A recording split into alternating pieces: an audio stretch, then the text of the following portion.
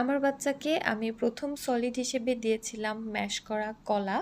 আসলে ম্যাশ করে না, আমি তখন ওকে ব্লেন্ড করে দিয়েছিলাম, সাথে ব্রেস্ট মিল্ক এড করে একদম পাতলা করে পিউরি দিয়েছিলাম।